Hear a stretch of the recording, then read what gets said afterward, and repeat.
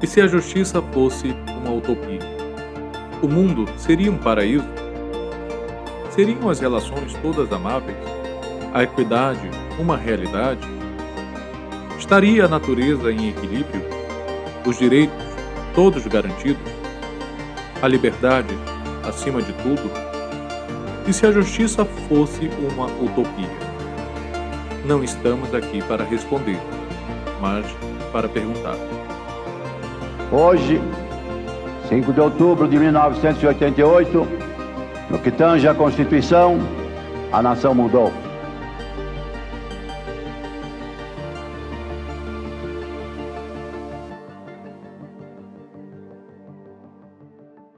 Olá a todos, mais uma vez aqui, presentes, para compartilhar com vocês um conhecimento produzido em tempo real com nossos convidados. Eu me chamo Rafael Tupinambá-Min, sou advogado e estamos aqui à frente do nosso projeto, nosso programa Justopia, para proporcionar um conteúdo de qualidade a todos vocês. E aqui do meu lado está Flávio Pará, um grande amigo aqui que também é publicitário, e deixo a palavra com um amigo. Obrigado, Rafael. Um prazer e uma honra fazer parte desse projeto, que é trazer esse direito vivo para pessoas como eu, que é leigo no assunto, e eu faço parte dessa gama da sociedade que não entende do direito, mas quer saber. Então, eu considero que é um direito acessível a todos, e eu represento esse público leigo, o senso comum ou o senso incomum. E hoje trazemos a Mirley, que é médica e trabalhou com gestão hospitalar. E, por favor, Mirley, fique à vontade, se apresente. Não por acaso é cunhada do meu amigo Rafael. Estamos aqui. E seja bem-vinda. Obrigada, Flávio. Obrigada, Rafa, pelo convite. Prazer conhecê-lo também. O Rafa já conheço aí de longa data. Praticamente mora. Sem comentários. Lá em casa. E é um prazer estar aqui, uma satisfação. Espero que nossa conversa seja bem produtiva e eu possa contribuir aí de alguma forma, com o conhecimento que vocês esperam compartilhar, que nós esperamos compartilhar hoje, Eu me chamo Mirley Castro de Araújo. Tenho 37 anos, sou médica já há 13 anos, quase 14, e sou cardiologista de formação, mas também já trabalhei na parte de gestão e na parte de qualidade e segurança do paciente, que é uma área relativamente nova também na medicina hoje, é algo que é de poucos anos para cá, de uns 10 anos para cá, na verdade, que vem se falando mais disso, Então, é onde mais eu atuei, assim, na minha vida profissional. E hoje estou aqui para compartilhar um pouquinho da minha experiência, do que eu já fiz aí na vida de bom e dos meus erros também, das minhas falhas, e a gente aprender. Perfeito. Quando se fala no hospital, a gente entende que já é um lugar para a segurança do paciente, A segurança da saúde, que ele realmente entre lá e saia seguro e saudável, Assim, seguramente saudável. Mas você falou em segurança do paciente, O que, além de sair curado e saudável, seria a segurança do paciente, Nessa área específica, por favor, me faz entender. A segurança do paciente é algo, como eu falei, é relativamente novo. Não se falava isso antes, por exemplo, eu sou formada há 13 anos, me formei em 2010. Na época, por exemplo, que eu fiz faculdade, eu nunca tinha ouvido falar disso da minha vida. Só para vocês terem uma ideia, eu passei 6 anos na faculdade e eu nunca tinha ouvido falar em qualidade e segurança do paciente, qualidade da assistência e segurança do paciente. Então, é algo novo que foi criado, e não é só no Brasil, isso é uma tendência no mundo inteiro, e foi criado justamente para que você reduza os riscos da assistência ao mínimo possível e aceitável.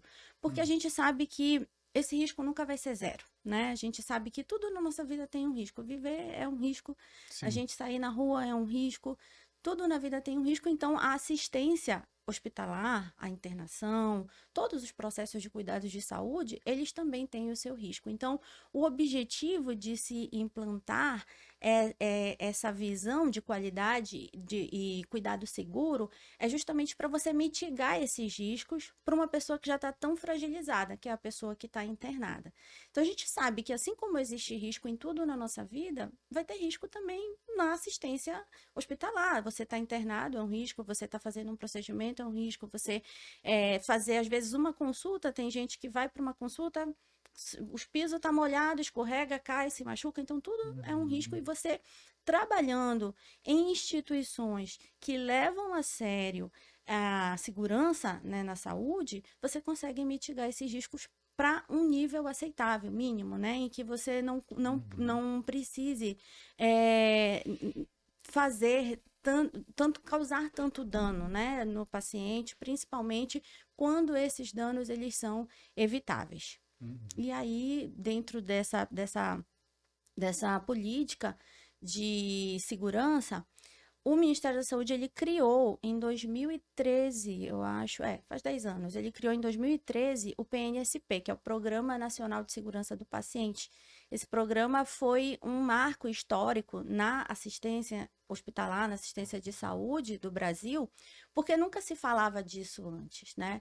Então, a partir do momento em que o Ministério da Saúde criou o PNSP, ele tornou obrigatório, eu não lembro a lei, mas tem uma lei que criou o PNSP, que ela visa instituir em todos os serviços de saúde, de qualquer complexidade, os núcleos de segurança do paciente, onde esses núcleos, eles são como se fossem pequenas áreas, né? Uma pequena... um pequeno setor, digamos ali, né, daquela instituição de saúde que vai ser responsável por difundir as boas práticas, né, justamente por estar cuidando da notificação dos incidentes, quando acontecer algum evento com algum paciente, os profissionais que trabalham naquela instituição, eles vão notificar aquele incidente e aí aquele núcleo de segurança do paciente vai fazer uma análise detalhada de tudo o que aconteceu, de todas as possíveis causas que podem ter levado àquele incidente, o que poderia ter sido feito para evitar, quais são as práticas de controle que a gente vai adotar a partir de agora para que aquela situação não se repita. Então, quando o PNSP foi criado, ele foi um marco porque não se falava disso e a partir do momento que ele foi criado, ele tornou isso obrigatório em todas as instituições.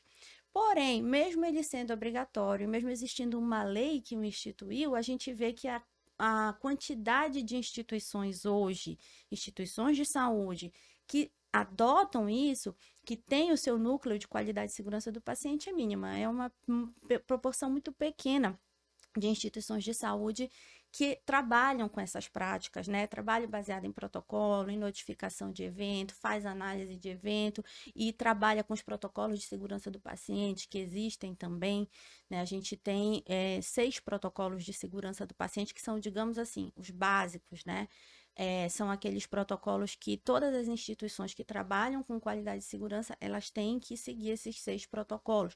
É o protocolo da identificação, onde você justamente busca criar os marcadores para que você não troque um paciente pelo outro, que é um dos erros mais comuns dentro da assistência hospitalar, né?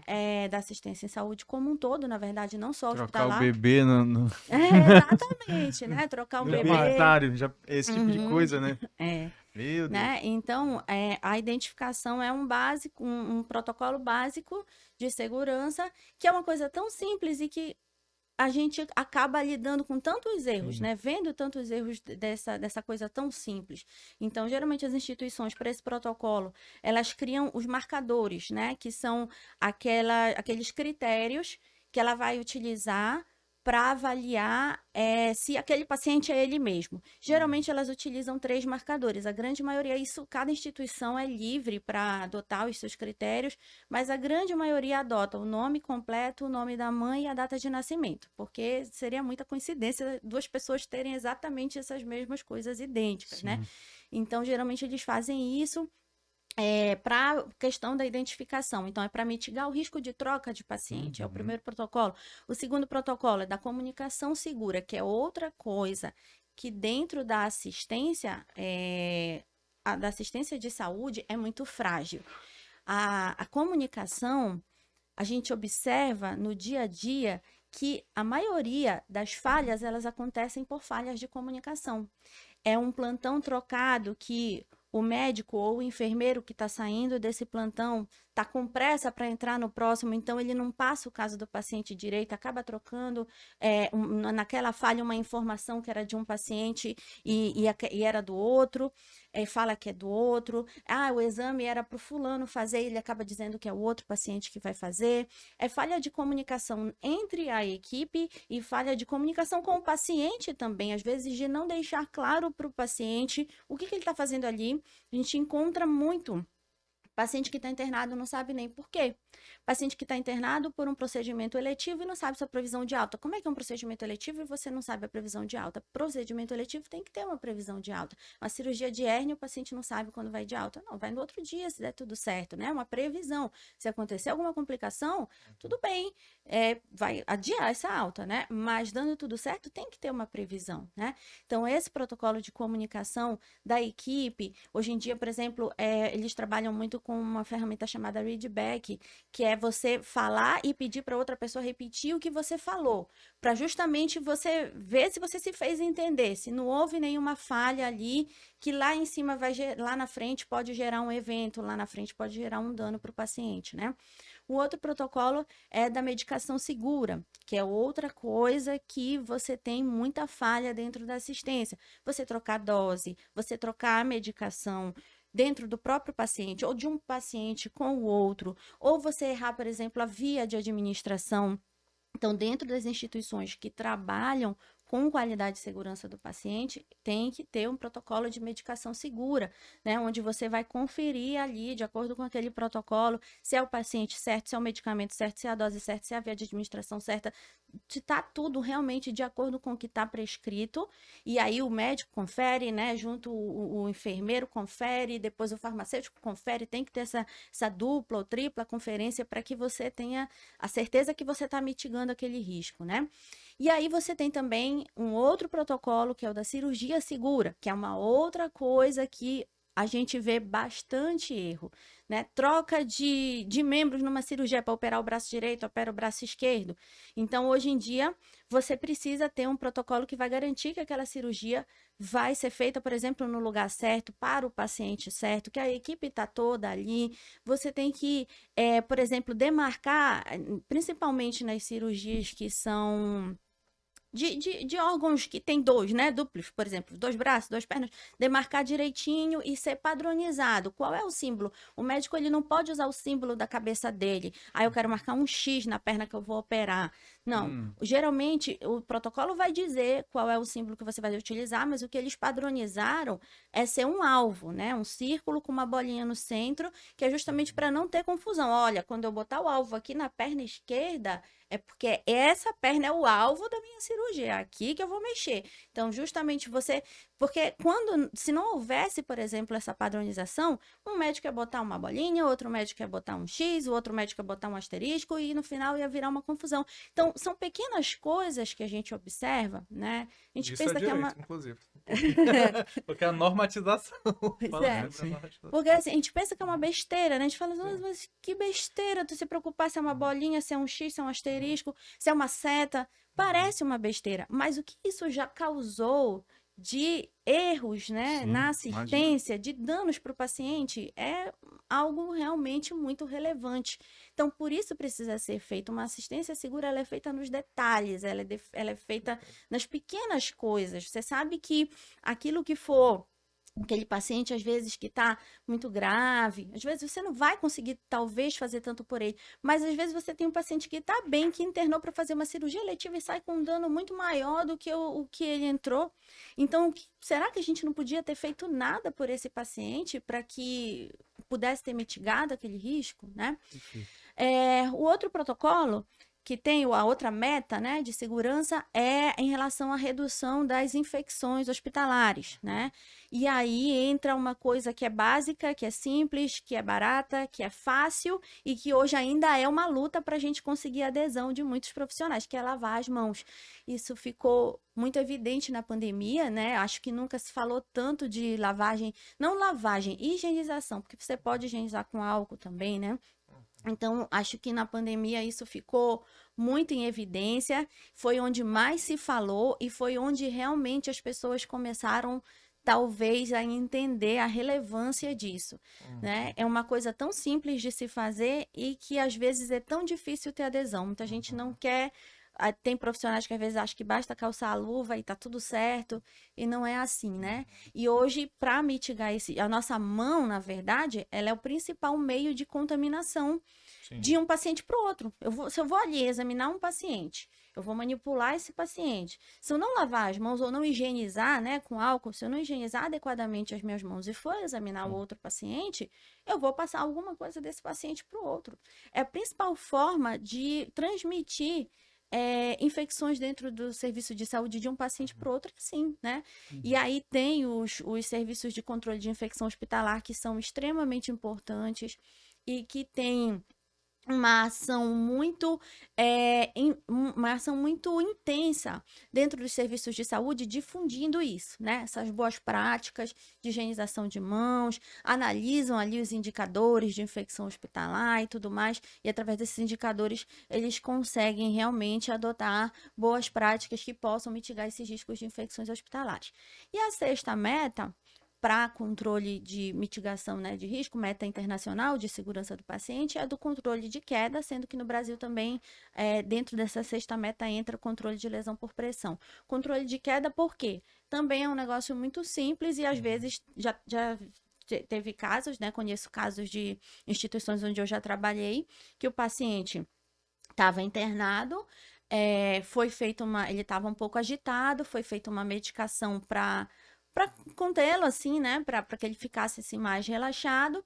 Não levantaram as grades laterais da maca e o paciente que estava sonolento acabou caindo, teve um traumatismo craniano e morreu. Meu Deus. Então, uma coisa completamente evitável e uma coisa simples de se fazer, que bastava levantar uma grade lateral na maca, uma prática simples, fácil, que não foi feita e custou a vida de uma pessoa, né?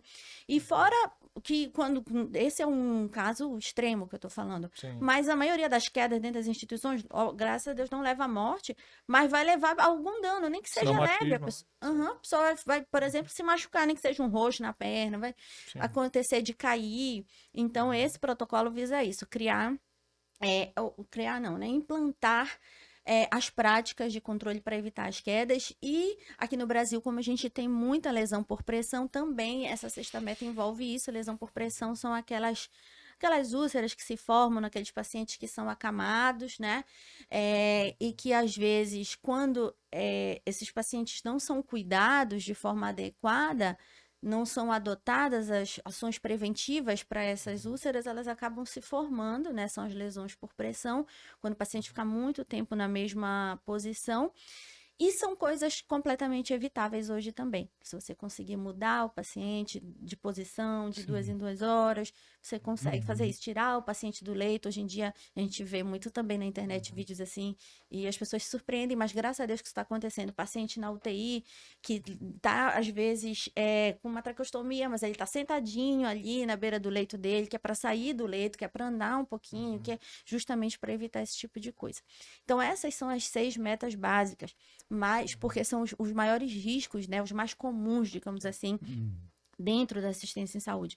Mas existem muitos outros que podem também ser mitigados. Quanto mais protocolos de segurança você tiver dentro da sua instituição, né, para mitigar esses riscos, melhor.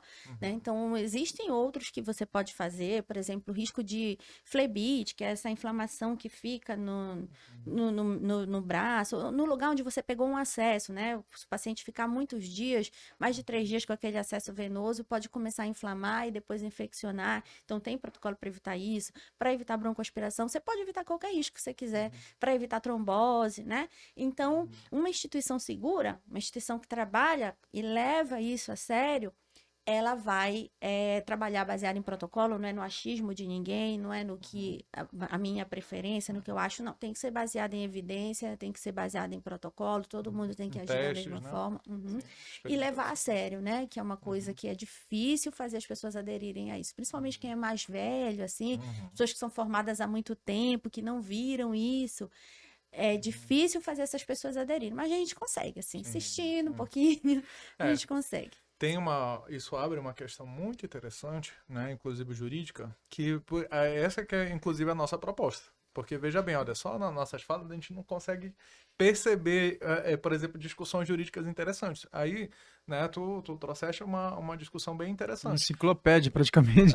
Olha só, o direito, como é a ponderação, porque o direito sempre é uma ponderação e choque, conflitos e confrontos entre os próprios direitos. Né? E uma coisa que as pessoas têm dificuldade de assimilar, né? Então, aqui já foi colocada uma situação: direito à saúde e direito à liberdade, por exemplo, né? Então, a gente já tem essas questões, por exemplo, lavar as mãos. Mas eu não quero lavar minhas mãos, né? Mas aí você pode correr o risco, né, de contaminar outras pessoas, aí o direito coletivo, né? Ou você tem até mesmo, a gente pode colocar tem o direito à liberdade, mas às vezes o direito à privacidade também, às vezes eu contraio alguma doença, né, contagiosa, né? Então você entra documentações médicas, inclusive que foi, né, na pandemia, foi uma das maiores discussões sobre as notificações compulsórias, por exemplo, né? Então, e se falou muito em subnotificações, inclusive, né? Sobre essas questões. Então você vê, olha, o direito à saúde é um direito universal. Aí pode conflitar, inclusive, com o direito à liberdade da pessoa, né? Olha só que discussões interessantes. Então, pode conflitar com o direito, inclusive, à intimidade. Às vezes você tem realmente algumas situações, até mesmo, por exemplo, quando a gente vai doar o sangue, né? Pode usar esses exemplos. Então, você feito perguntas completamente íntimas para você, né? Seus parceiros, com quem você, né, teve relações enquanto no período tal, mas são situações que é preciso ser evidenciadas para outra, né? Para certas finalidades que envolvam, né, a proteção de direitos maiores, né? Isso é bem interessante. Mas isso apenas depois tu pode falar alguma coisa nesse sentido, mas antes disso, só para pegar um gancho também com a tua última fala, né, que é também interessante fazer uma colocação, tu falaste do Plano Nacional de Segurança do Paciente. Enquanto tu estava falando, a gente já fez uma busca aqui, então é importante a gente colocar, olha, a previsão normativa, na verdade, é uma portaria, né, do Ministério da Saúde, né, então a portaria, né, para aqueles que queiram saber, a portaria número 529 de 2013, né, que institui realmente o Plano Nacional, ou melhor dizendo, a Política Nacional, né, de Segurança do Paciente. É como segurança do trabalho, né, aquelas regras. Também tem as normas regulamentadoras que nós chamamos aí, só que isso no âmbito do Ministério do Trabalho e Emprego. Então, só que o que pouca gente sabe é que no direito, né, quando a gente vai falar de normas, existe uma hierarquia entre as normas. Então, a primeira de todas, que fica no topo, é a Constituição, né? Ou melhor dizendo, alguns, dependendo da corrente que você adote, ou fica no topo ou fica na base, né? Enfim.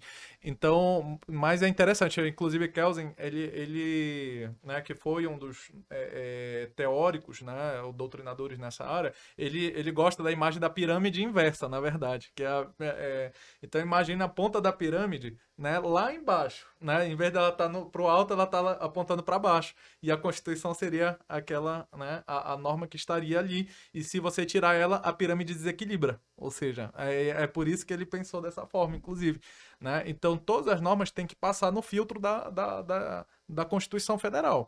Aquelas que vieram antes da Constituição, qual é a nossa última Constituição? Ela é datada de 1988. Houveram outras, né? A gente está comemorando, inclusive, esse ano, os 200 anos da nossa primeira Constituição, né? De 1824. Né? Então, isso realmente é algo a ser, né? Quando a gente fala comemorar, é relembrar, né? Então, relembrar em conjunto.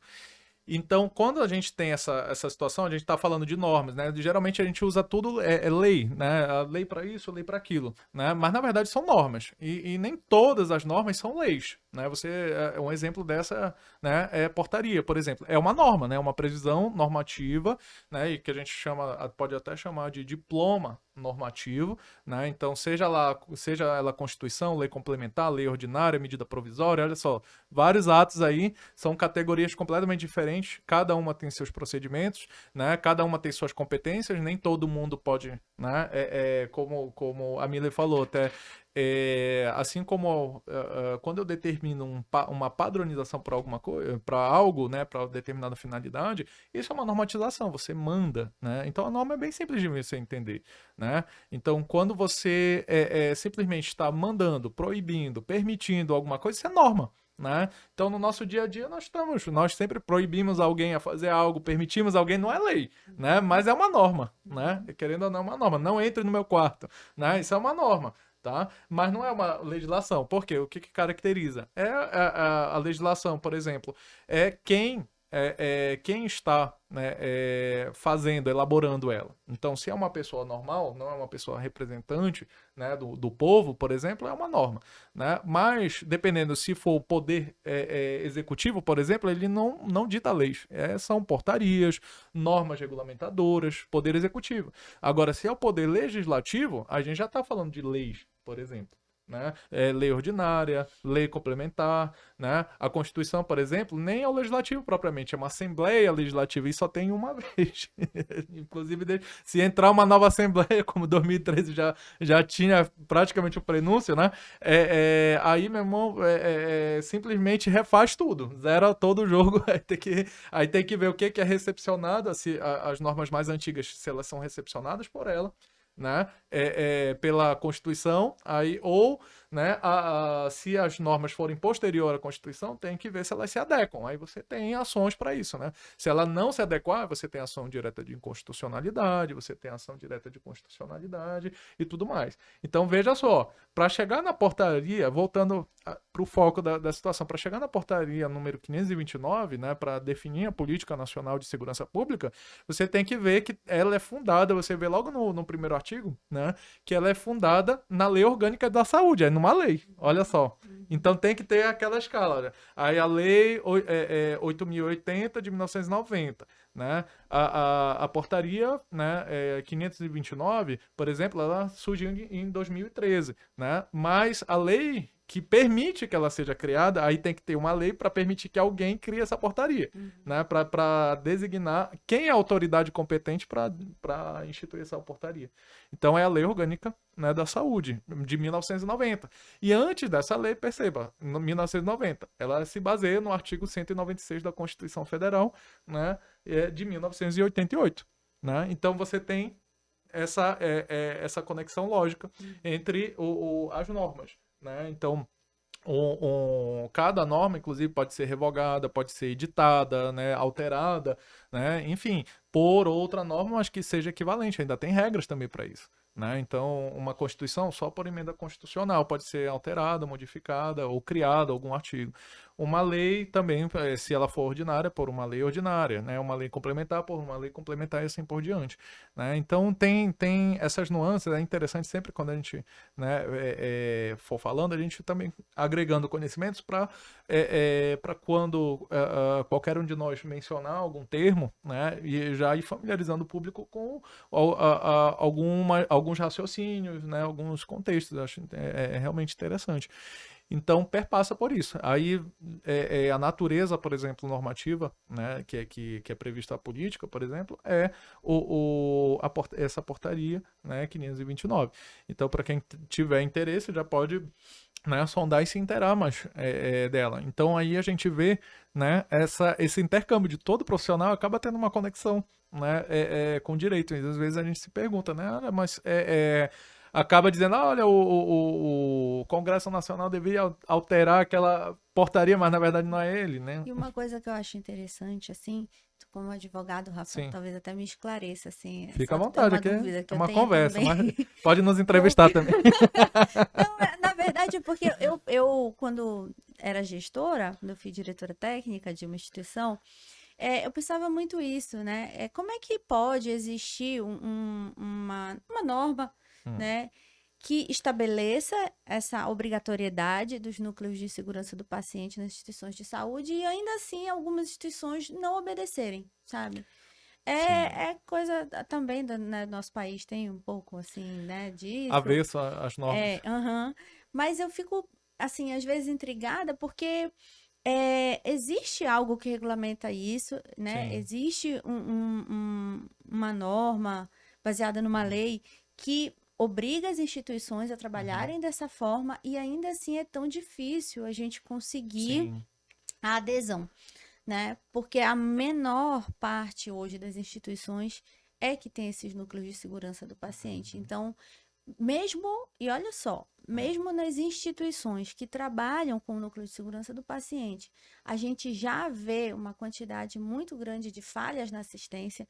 Imagina nas instituições que não trabalham dessa forma, né? Sim. Instituições que não mitigam esses riscos, não trabalham com protocolos. Então, se a gente for pensar, estar internado, né, ou estar num serviço de saúde é muito mais perigoso do que muita coisa, né? Tem uma Sem dúvida. estatística que fala que é mais perigoso você estar numa unidade de saúde, estar internado, recebendo cuidados de saúde, do que você pular de bungee jump. O risco é muito maior de você sofrer um dano numa assistência do que uma corda de bungee jump se romper quando você está pulando, né? Você pensar Interessante. que pelo menos 10% das pessoas que estão internadas vão sofrer algum tipo de dano é muito, né? A OMS, ela estima que mais de 2,5 milhões de pessoas, elas tenham algum dano relacionado à assistência, que seria um dano evitável todos os anos.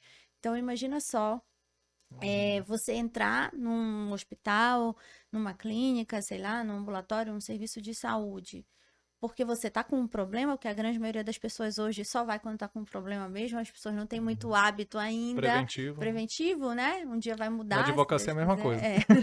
Geralmente é quando o problema já está estabelecido, mas imagina você entrar com um problema e sair com outro que você simplesmente não tinha, ou você entrar com um problema pequeno e sair com um dano muito maior do que você entrou, né? A gente sabe que os riscos, eles vão de fato acontecer, os riscos existem, né? E esses eventos, eles vão acontecer, eles são inevitáveis, a gente não vai zerar isso, né? Mas a gente pode e precisa mitigar. Quando eu fui diretora técnica de um serviço, num hospital que eu trabalhei, a gente viu isso de uma forma muito evidente, né? Como que as coisas são subnotificadas, igual tu falaste de subnotificação de doença, existe isso na área da saúde como um todo, de subnotificação de eventos adversos também que acontecem na assistência, né? Na assistência de saúde. Então, a gente tinha um núcleo, quando eu entrei, de segurança do paciente, que era muito ainda rudimentar, digamos assim, né? Tava numa fase muito inicial, as práticas não estavam ainda bem definidas, os processos não estavam bem estabelecidos. E aí, quando a gente começou, eu em parceria com a gerente assistencial que trabalhava junto comigo, a enfermeira, que era gerente, quando a gente começou a criar esses protocolos, difundir esses protocolos na equipe, implementar e tudo mais, a gente começou a observar um boom de notificação.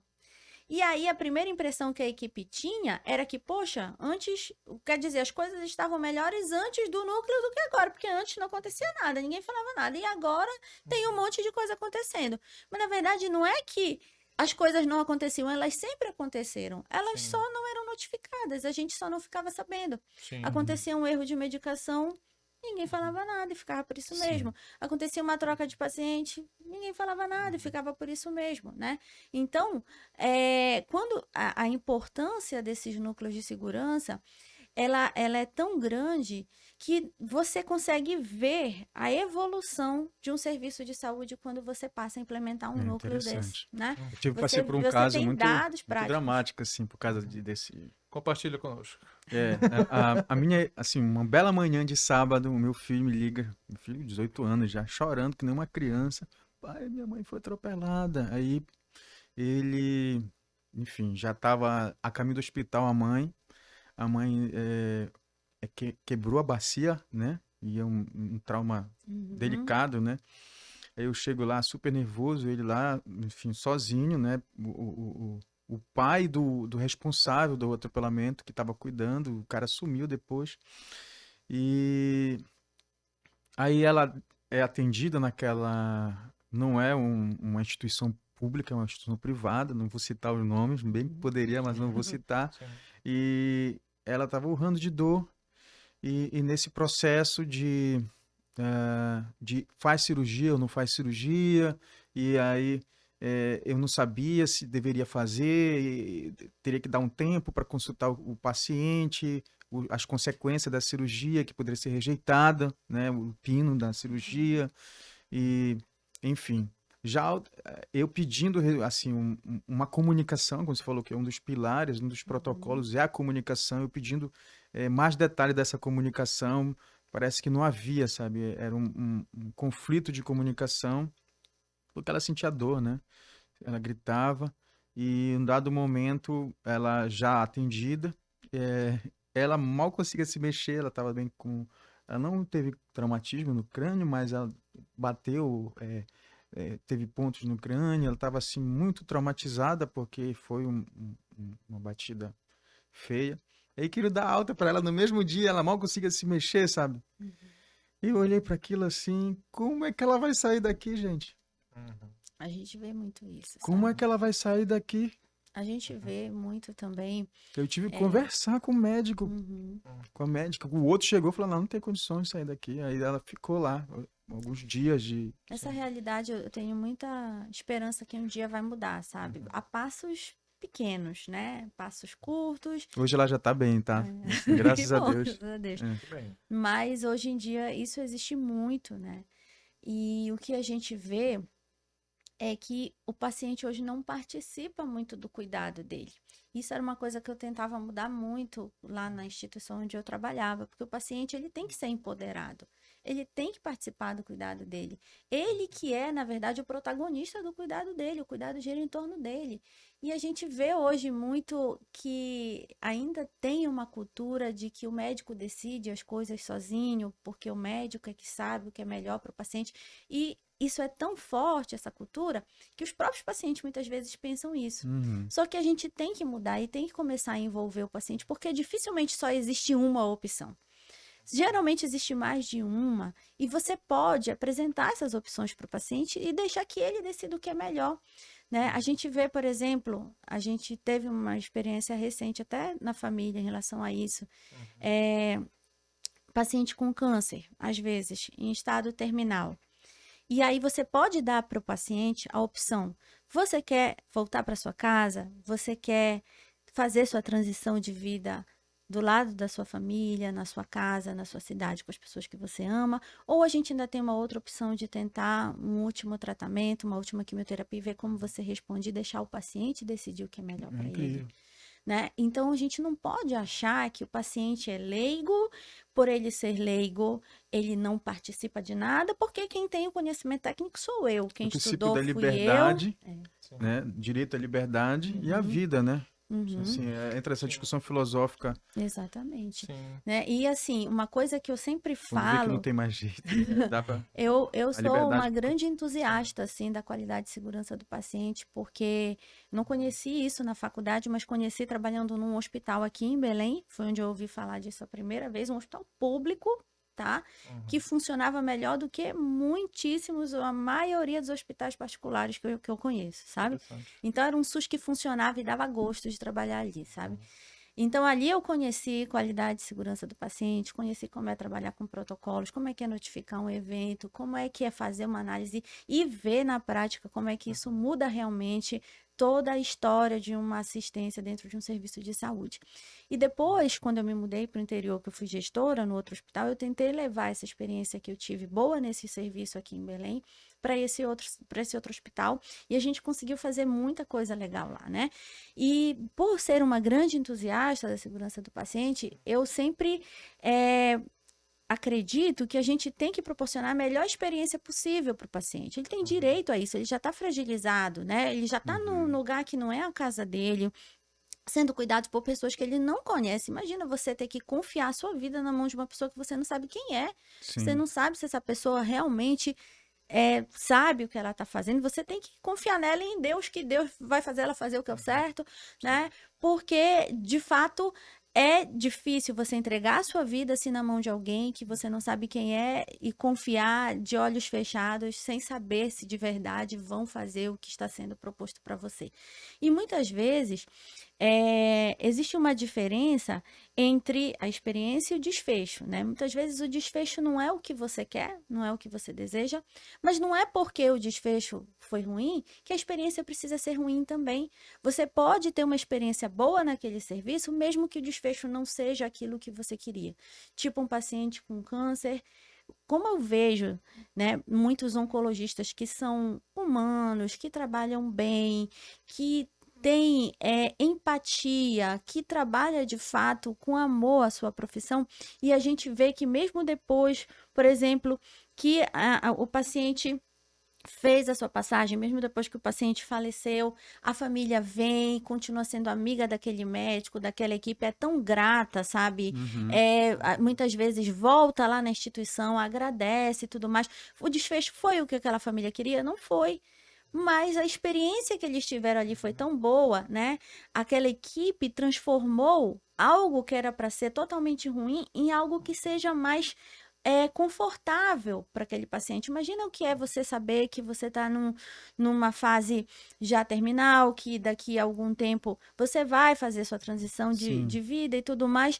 É uma E experiência espiritual, né? exatamente. E assim, Tem que ser acolhido, né? exato, é isso mesmo, é acolhimento, né? Então, você estar num lugar que te proporciona uma boa experiência com o fim de vida faz toda a diferença. Isso falando já num caso extremo, mas isso vale para todos os graus e níveis diferentes de cuidado dentro da saúde, né? Isso vale mesmo para aquela pessoa que está indo para uma consulta fazer uma avaliação de rotina também. Às vezes tem a síndrome do jaleco, né? É. Tem gente que já fica ruim só que de já ver o fica médico. nervosa. E assim, você vê que a experiência do paciente com o serviço de saúde, ela não começa na hora que ele vai para consulta. Ela começa desde o momento que ele liga para marcar a consulta, né? Ou que ele tenta acessar um site para ver uma informação. Se ele não consegue, ele já começa a ficar chateado desde ali. Se ele pega um atendente lá do call center que tratou ele mal ou que não deu a informação que ele queria, já começa a ficar chateado ali, a experiência já começa a ficar ruim ali.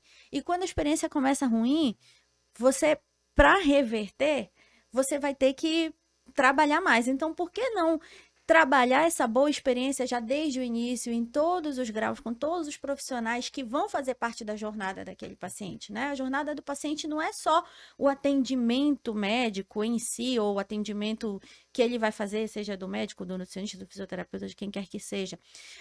A jornada dele começa no momento em que ele tenta acessar esse serviço, né? No momento em que ele tenta marcar uma consulta, no momento em que ele vai lá no serviço de saúde para agendar um exame, e quando você pega uma pessoa que não te dá a informação direito, uma pessoa que te trata mal, isso já te deixa com uma visão ruim daquele serviço.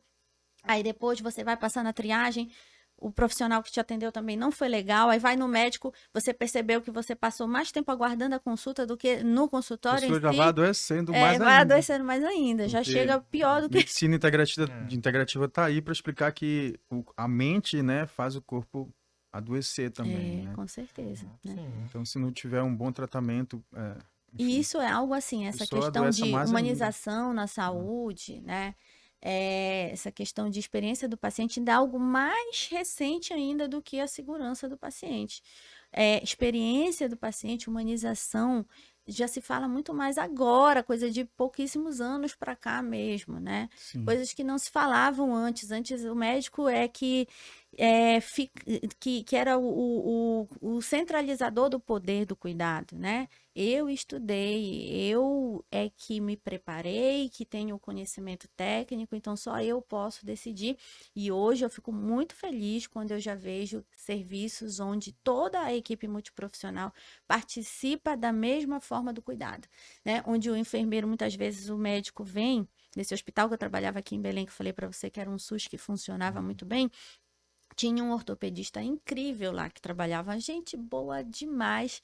E era um ortopedista como poucos, assim, que eu já conheci, sabe? Porque ele dava ouvido realmente para os pacientes, que ortopetistas geralmente eles não têm muita paciência, assim, né? Mas ele ouvia realmente e ele ouvia a equipe. E isso que eu ficava encantada, sabe? Porque ali todo mundo dava sua opinião. E quando ele olhava, assim, uma ferida, um curativo de um paciente, que ele queria, achava que podia dar alta e tal, o enfermeiro vinha e falava, não, doutor, não dá ainda, que a gente ainda vai ter que trabalhar um pouquinho melhor aqui e tal. Ele aceitava, sabe? E ele adiava a alta do paciente por ouvir a equipe, né? Quando o fisioterapeuta chegava e falava assim para a equipe, olha, não dá paciente ir de alta ainda não, ainda temos que trabalhar mais com ele aqui para ele poder ir de alta. A equipe toda ouvia e Sim. aceitava e acatava, sabe? É difícil você encontrar um lugar que trabalhe dessa forma. Então, isso é tudo muito novo, né?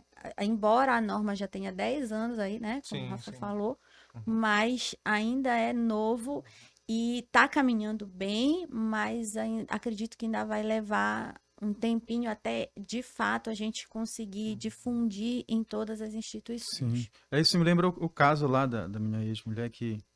Aí eu falei, né? Deixa ela aí, deixa ela aí. Para depois que ela melhorar um pouco, aí ela, com mais consciência, com mais lucidez, ela decide se vai fazer cirurgia, se vai correr o risco. Aí, até que por fim, um especialista em quadril, né, no outro dia, né, analisou. Aí, não, você pensa aí, ela foi ficando, ficou quase uma semana ali, esperando, sendo cuidada e tal, mas porque lá na emergência, e eu acho que esses protocolos que são muito urgentes nas emergências, as emergências que se fazem provar a necessidade desse tipo de protocolo. Porque, meu Deus do céu, né? São, assim, visões, dependendo do lugar, visões quase do inferno, assim, né? É Sim, verdade. Que sem precisa dúvida. de muito cuidado, né? Justamente quando a gente entra nesse mérito, foi muito interessante a colocação, né, que a Mirley fez, né? Então a gente não é só, por exemplo, a gente não precisa ver só o direito à vida, por exemplo, o direito à morte digna, por exemplo, né? Então a gente se fala muito também na parte civil, nos direitos da personalidade, né? A natureza, né, desse tipo de direito é um direito da personalidade, então você tem o direito à vida, né? Isso a gente, claro, no aspecto civil, O direito à né? morte, quando Direito à já é morte digna. terminal, Não, quando já é o caso digna. terminal, né? Quando já Exatamente, mas quando tem você. jeito, assim, a pessoa... Não, claro, a saúde, né, também não é um direito universal, né, então a ela engloba, né, a promoção, a prevenção e a recuperação, essa tríade, né, de aspectos, de atributos, né, voltados para a saúde, né, tanto é que você vai ver muito essa repetição desses termos, né, quando se fala em direito à saúde, né, então você verifica essa promoção, essa prevenção, né, a proteção, a recuperação dentro da saúde, né? Então, nesse aspecto que eu quis realmente evidenciar, justamente, por exemplo, a gente também, quando não há mais jeito, né, você também tem esse direito, né? A gente pensa, bom, então já não tem mais jeito, vamos fazer né, de qualquer jeito. Na verdade, não, né? Aí a pessoa, né, também tem, né? Cada um de nós também temos direito à morte digna, justamente. Então, até mesmo quando a gente nem puder exprimir nossa opinião, se a gente estiver em estado vegetativo, a gente fala nas diretivas antecipadas de vontade, que é uma coisa que é muito Perfeito. importante, muita gente saber que não, infelizmente, não é uma prática comum, né? O DAV, né? De você fazer, que era como se fosse um testamento, uma espécie de testamento, né? Então, você se preocupar com isso, as pessoas já não se preocupam nem com o testamento. Ninguém quer saber a hora né, da sua morte e tudo mais, né? Mas, infelizmente, né?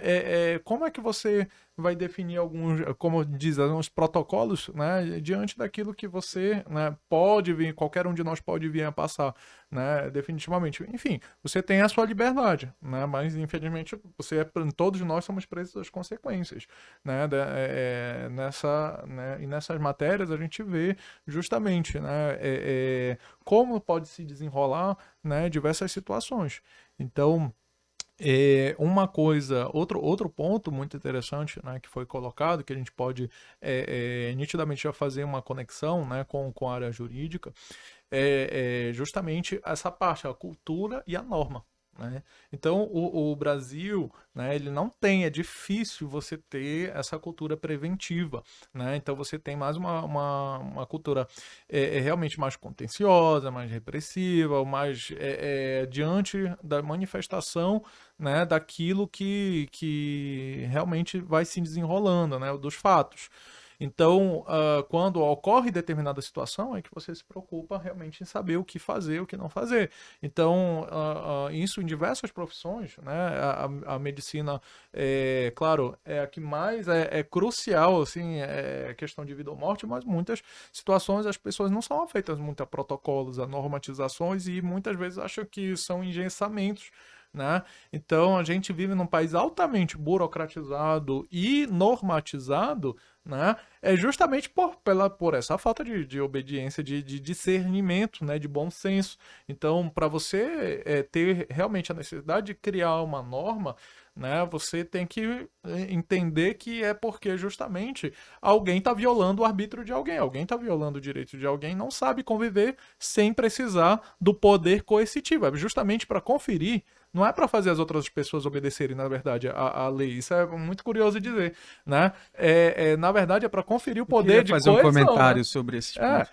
Então, é para você conferir o poder de fiscalização, de coerção, né? Ou seja, de como você. Se você não tiver normatizado, o Estado não pode assumir o poder de jurisdição, né? Ou seja, de dizer o direito. Né? Então, se você tem o litígio, o que é o litígio? É um conflito de interesses, né, qualificado por uma pretensão resistida. Vou até falar mais compassadamente. Então, olha, eu tenho. Eu acho que eu até já dei um exemplo de um dos nossos episódios aqui. Então eu tenho realmente um conflito de interesse com o Flávio. Mas por isso, por si só, isso não qualifica um litígio, né? Mesmo com conflito de interesses, alguém tem que resistir à pretensão de um e de outro. E se não tiver normatizado isso, né, o Estado, né, ele não pode intervir, não pode ter vamos dizer, um terceiro ali que não está no meio daquele conflito, né, e dizer quem que tem razão, quem não tem. Então, é muito nesse aspecto, né? Então, quando a gente percebe, né, que as normas, na verdade, elas, por mais que elas tenham, às vezes, um caráter proibitivo, permissivo, né, mandamental, etc., né, elas não são para tolir a liberdade, muito pelo contrário, elas são para promover a liberdade, né, e elas partem daquele princípio que quando houver um conflito de interesses entre particulares, né, entre os indivíduos, então alguém pode chegar, né, um terceiro que não tem nada a ver com a situação pode chegar e dizer, olha, quem tem razão, quem não tem, você vai ter que cumprir sob pena de, né? Aí você tem realmente as penalidades, as sanções, né, devidas a cada descumprimento. Então, o direito, a norma jurídica, diferente da norma técnica, né, da norma natural, existem outros tipos de normas, né, categorias, né, ela funciona justamente com base no poder coercitivo. Então você tem como fazer cumprir. Se a pessoa não quiser, se for uma norma técnica, por exemplo, se você não cumprir, só não vai ter aquele resultado. Mas ninguém vai te prender, não vai vir um terceiro e te tolir e te obrigar, né, a cumprir. Mas na norma natural, meio que é assim, né? A morte, ela faz parte da lei natural, né? Também. Mas a norma jurídica já é essa intervenção humana, né, que é gerada a partir do descumprimento de outras, né, ações humanas. Perfeito. Assim, é que a gente tem um conceito que e se a justiça fosse uma utopia? Nós estamos aqui para responder, mas para perguntar, né? Você falou sobre o direito à vida e o Sim. direito à liberdade, né? A gente falou Sim. também o direito à morte digna, né? A gente está falando também de um ambiente altamente controlado, que é o ambiente hospitalar, né? De alto risco de contágio, de contaminação Sim. hospitalar, a pessoa pode pegar uma doença, então faz-se necessário, né?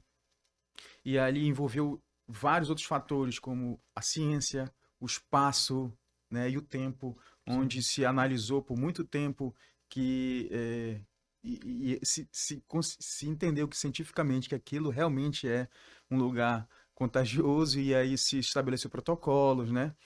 E o ponto do direito à liberdade é quando e a vida, né? Até elucubrando sobre a carta de Abraham Lincoln, né? Que perante ao Criador todos têm o direito à busca da liberdade, o direito à vida e a busca pela felicidade.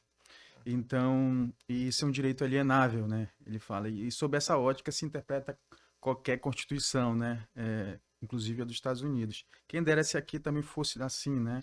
Mas nosso estilo, meu amigo Hermes falou que nosso estilo de lei é um pouco mais burocrático na forma Sim, de devido à interpretação. cultura, né? Devido à cultura, essa cultura exatamente, ou talvez a falta dela, né? Mas quando se leva isso para fora, esse ponto de contenção que parece o mundo está virando um grande hospital, né? Assim, por causa das pandemias, essa discussão fica cada vez mais em voga, né? Onde começa o direito à liberdade, o direito à vida, o direito à morte digna, Sim. entende? E assim, imagina, você tá na floresta e tem que usar máscara, entende? Então, e isso acaba virando um pretexto, talvez, ali para um controle social. Não sei onde, eu não estou aqui para responder e nem para dizer o que é certo e o que é errado, mas sim para levantar questões, né?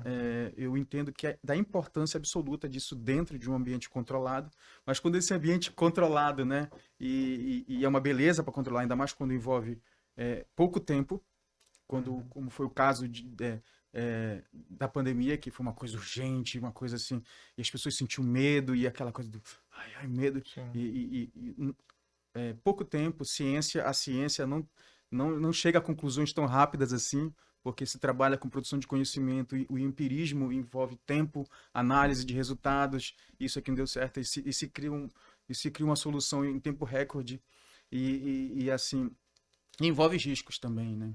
Então, medo versus riscos, então, o tempo, então, essa discussão, eu não estou aqui para responder, né? Ela acaba virando ela sai do ambiente hospitalar, né? E acaba indo nesses contextos, né, de isolamento social, de pandêmicos, né? Antes que a gente só via em filme de ficção, né? A gente vê na realidade do dia a dia, né? Onde começa o direito à liberdade, onde começa o direito à vida ou à morte digna, entende? Então, eu só estou levantando as questões. Eu acho que a pandemia também expôs muito as nossas fragilidades, assim, e colocou muita coisa, nos fez questionar, assim, muita coisa relacionada a essa questão de direito à vida, direito à morte. Quem tem direito, né, à vida mais do que outra? Uma pessoa tem mais direito à vida do que outra, porque a gente viu muito isso na pandemia, né? Falta de leito, e aí? Você precisa mandar alguém para UTI. Quem é que você vai mandar? Você tem um leito e 5 pacientes precisando. E aí, quem é que você vai mandar? Os 5 estão graves do mesmo jeito. Ah, manda o mais jovem, tem mais chance. Mas e aí, o idoso não merece? O idoso não tem direito também? O idoso não tem? Você vai tirar a chance dele só porque ele é idoso, né? Então, a gente viu isso de uma forma muito frequente na pandemia ali. Eu acho que foram aprendizados que a gente vai levar para sempre, de lidar cara a cara com as nossas fragilidades mesmo, de ter que fazer escolhas. E essa questão do direito à vida, Você do se direito à deparou com assistência... esse tipo de escolhas? Não, eu não, porque... Mas viu de perto também? Não, assim, no hospital que eu trabalhava na época, ele não era de alta complexidade, a gente não tinha UTI ali, então a gente acabava transferindo os nossos pacientes mais graves, era um hospital particular, então geralmente a gente conseguia remover os pacientes, até que eles fossem removidos, a gente mantinha eles ali, a gente montou, digamos, uma semi-intensiva ali para manter os pacientes estáveis até poderem ser transferidos de UTI aérea. Só que na época da pandemia, eu, enquanto gestora, não estava na linha de frente diretamente na assistência, né? E depois minha mãe também pegou Covid, quase faleceu, teve que ir para Brasília, porque aqui em Belém não tinha leito em lugar nenhum, foi de UTI aérea, de lá de onde eu trabalhava, que foi o único lugar onde eu consegui deixar ela internada, aqui em Belém não tinha lugar nenhum. Ela foi de UTI aérea para Brasília, que era onde eu tinha leito. Então, eu acabei ficando um pouquinho afastada ali, uns 2 meses, mais ou menos, que foi o tempo de recuperação dela. Então, não vou te dizer que eu vi isso, porque no serviço onde eu trabalhava, a gente não lidava com essa realidade, porque a gente não ficava com os pacientes graves ali, a gente acabava transferindo. Mas a gente ouve relatos de colegas que tiveram que passar por isso, né? De fazer essas escolhas, de decidir realmente para quem vai o leito, quem que você vai... medicação faltou leito, faltou medicação, faltou ventilador, faltou, né, tudo. E aí, vai precisar entubar, tem 2 que estão precisando e só tem um respirador, quem é que você vai entubar? né? Tá precisando da medicação X, tá com uma quantidade restrita de medicação. Em quem você vai administrar?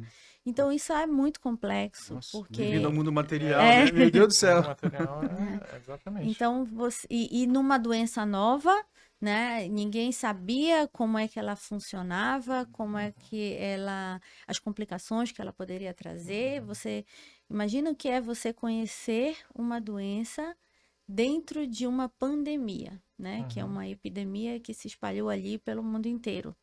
E você ter que gerenciar o caos, né? Gerenciar a falta de recurso, tanto de recursos materiais quanto de recursos humanos, porque faltou profissional também. Você ter que lidar com tudo isso no meio do olho de um furacão, com milhares de pessoas morrendo todos os dias, chegou a ter mais de 4.000 mortes por dia no Brasil. Imagina, e você ter que fazer essas escolhas, você tá exausto, porque você sai de um plantão e entra no outro, sai de um plantão e entra no outro, e ter que parar para fazer essas escolhas não é fácil. E aí entra essa questão do direito também muito forte, né? De você decidir, você ter que decidir quem que você vai Acolher, acolher, quem que você vai assistir, né? E quem que você vai não assistir da maneira que não é a mais adequada, porque isso aconteceu realmente, foi generalizado, e não foi também só no Brasil, né? Isso foi geral no mundo inteiro. Sim. Mas aqui foi muito forte pelo fato da gente ser um país que ainda está em desenvolvimento, a gente não é um país com tantos recursos, e aí a gente teve que lidar com esse caos, e lidar com isso não foi fácil, né? Acho que a gente levou muito aprendizado, mas as feridas ali ficaram, né? As marcas ficaram e ainda vão levar um tempo aí até desaparecerem. Sem dúvida. Se a gente for resgatar um pouquinho de história, né, pra gente ver que às vezes, né, é muito subestimada a questão do conhecimento, né, em relação, por exemplo, a aspectos passados, né, e qual fundamental importância, né, da gente compartilhar, por exemplo, muita coisa, quando a gente vê episódios históricos antigos, né, inclusive no Brasil especificamente, a gente vê que sempre a gente está repetindo a história, né? Então, a revolta da vacina, por exemplo, quando a gente fala da revolta da vacina, início do século XX, quando a gente fala da gripe espanhola também, que até um presidente nosso, né, morreu da gripe espanhola, Rodrigues Alves morreu de gripe espanhola, né? Então, a gente verifica que no nosso país, olha só, no nosso país teve uma revolta para não ser vacinado, por exemplo. Entendeu? Então, e meio que quase que a gente ia repetindo isso, né? Na pandemia também tem, olha, aí já envolve também as políticas sanitaristas, né? Então, quando a gente vê lá naquela época, né, Oswaldo Cruz, por exemplo, se enfrentavam três grandes problemas, que eu não sei se me lembrar o terceiro, acho que era a febre amarela, né? Ainda se falava da peste bubônica, que foi a doença que matou quase um terço da Europa na Idade Média, ainda estava assolando o Brasil no final do século XIX, né, pra gente ver, né, enfim, eu não sei se eu vou me recordar da terceira, mas basicamente tem essas três principais. Então foram pesquisar um sanitarista, né, na Universidade Pasteur, na França, na época, porque não achava que um brasileiro podia, né, ter competência na época para administrar esse tipo de situação, ou pelo menos não conheciam, né, alguém, e adivinhem, uma das recomendações do próprio chefe do instituto, né, foi um brasileiro que estudava lá na França, em Paris, que é o Oswaldo Cruz, né? Então, indicou, né, tiveram que ir na França para achar ele, um brasileiro, para cuidar do próprio país, né? Então, que fez, inclusive, história com outros grandes médicos, né, grandes sanitaristas aqui do Brasil, Adolfo Lutz, né, o Ribas, Emílio Ribas, né, e o Vital Brasil, né? Então, ambos, inclusive, se juntaram, né, para criar o Instituto Butantan, que é uma das referências, né, no mundo inteiro, né? Então, infelizmente, muita gente ainda não conhece exatamente essas histórias, né? E aí os quatro, né, fizeram, claro, cada um, tanto isoladamente quanto em conjunto, né, fizeram história, né? Criaram um soro antiofídico, né? O Vital Brasil, né, criou o soro antiofídico, conseguiram, né, controlar essas epidemias aqui no Brasil, né? E mandaram, né, retirar os ratos, né, das ruas, se não tinha tratamento sanitário, né, e também, né, fazer a vacinação compulsória, que é aí que começou a confusão toda, né, porque aí não queriam, quando os agentes de saúde chegavam nas casas, não queriam deixar que as mulheres se, né, despissem, né, o braço, né, para que elas pudessem ser vacinadas. Então, enquanto, né, essas situações são interessantes a gente trazer, né, porque aí a gente já acaba mesclando, olha, a parte jurídica, né, a parte política e a própria medicina, né, a própria área de saúde, né, o quão importante, né, é a gente verificar quanto isso se entrelaça, né, e que sai, inclusive, da esfera dos hospitais, né, a gente já tem uma visão mais universal, né, dessa integralização, né, desses conhecimentos, né? Então, nesse quesito, realmente, até onde, por exemplo, quando você lida com uma gestão de hospital, até onde você pode gerenciar os riscos, né? Que tipos, que métodos você pode utilizar, de repente, ou em determinadas situações, né? Que você tem que lidar vamos dizer, com alguma situação difícil, né, dentro do ambiente hospitalar, né, para, né, de repente, para lidar com algumas situações de subversão, por exemplo, do paciente, né? Às vezes a gente pode até pensar em como seria, por exemplo, que instrumentos, se um paciente, né, não quisesse cumprir determinada norma no hospital, que instrumento o hospital teria, né, para adequar a situação, para regularizar a situação, né? Enfim, você tem equipamentos, né? Você lida com equipamentos de segurança também, os equipamentos de proteção, né? Os EPIs, você lida com diversas situações, já pensou, a parte de higiene, se o cliente não quiser usar aquelas, né, sapatilhas, né, que você coloca no pé, né? Ou se não quiser usar determinada situação, de repente, aí não sei se tu já lidaste com alguma situação do tipo, mas vamos dizer, alguma situação de subversão de algum paciente, ou alguma, enfim, ou qualquer outro profissional que não queira seguir algum protocolo, que se Sim, desleixe, né? né? Isso aí é bem frequente. A gente vê muito, principalmente, pacientes que acham que têm muitos direitos, mas não conhecem os deveres, né? O paciente tem Sim. direitos, mas ele tem deveres também, né? E a gente vê muito paciente que, às vezes, da mesma forma que a gente encontra os pacientes que são muito submissos à equipe, né? Que já não querem participar de nada, que já não querem, entregam realmente os seus cuidados na mão da equipe.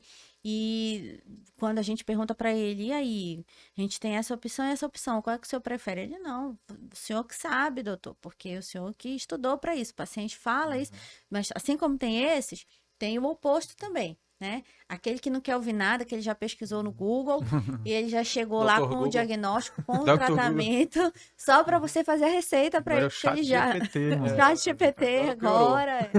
Então, já chega com tudo ali e ele já meteu na cabeça que é aquilo e pronto, e ele quer fazer aquele exame, ele quer aquele remédio porque ele viu na internet que é bom, ou que o vizinho recomendou e o vizinho ficou bom e ele quer a mesma medicação, o mesmo exame, enfim. E a gente vê muitos pacientes que também não são tão compreensivos nesse sentido, né? Que já querem ser realmente os donos únicos do seu Se cuidado, autodiagnosticar, né? exatamente, sem levar em consideração o que a equipe está falando. E aí a gente vê o contrário, assim como a gente vê profissionais de saúde como um todo, né? Da assistência em saúde, desde da pessoa do call center ali, do recepcionista, até o médico, o enfermeiro, a equipe, muitas vezes até o próprio diretor do hospital, que trata mal as pessoas, recebe mal, existe o contrário também. Existem pacientes que também tratam mal a equipe. E isso é uma questão que eu acho, do ponto de vista jurídico, até interessante também de abordar, porque até que ponto vai o direito do paciente, até que ponto começam os deveres dele, né? Tem paciente que eu mesma já passei por situações do paciente não querer ser incomodado, porque a gente precisava, a visita é todo dia de manhã cedo, né? A gente passa logo 7 horas da manhã, Porque a gente tem depois outros afazeres, tem que ir para o ambulatório, né? Tem que ir para outros setores. E às vezes o paciente não quer ser acordado para ser examinado 7 horas. Teve uma vez um paciente que fez um escândalo, xingou, o nome mais bonito que ele xingou foi de sei lá o quê. Melhor nem Todo mundo, repetir. melhor nem falar, né? A equipe inteira, porque não queria ser acordado para ser Uhum. examinado. Às vezes, por exemplo, o paciente, porque o paciente chamou, né, na campainha, e o técnico demorou, às vezes, 2 minutos para ir lá atender. Quando o técnico chega na sala, lá no apartamento, na enfermaria, o paciente está com 5 pedras na mão para jogar no técnico e chama de incompetente, chama de vários nomes ali Sim, inadequados. E isso é uma questão também cultural e muita gente pensa, infelizmente, dessa forma. Onde eu trabalhava, no interior, o hospital onde eu trabalhava, ele era de uma empresa privada. Então, os funcionários, era um hospital que atendia os funcionários dessa empresa e dos terceirizados dessa empresa, né? E os funcionários dessa empresa, eles se achavam os donos do hospital. Então, chegava lá, a gente trabalhava com uma coisa chamada protocolo de classificação de risco. O que é isso? É você classificar o paciente, a prioridade do atendimento é pela gravidade. Então, você padronizava cores, né? Você tinha um protocolo que determinava a gravidade de cada paciente e classificava no final esse paciente por cores. O paciente vermelho era o paciente da emergência, aquele com risco iminente de morte, então teria que passar direto para a sala de emergência. E aí tinha o paciente laranja, que tinha que ser atendido entre 10 minutos, o paciente amarelo, então você tinha que atender até 1 hora, o paciente verde até 2 horas, e o paciente azul, que era o paciente ambulatorial, que era até 4 horas.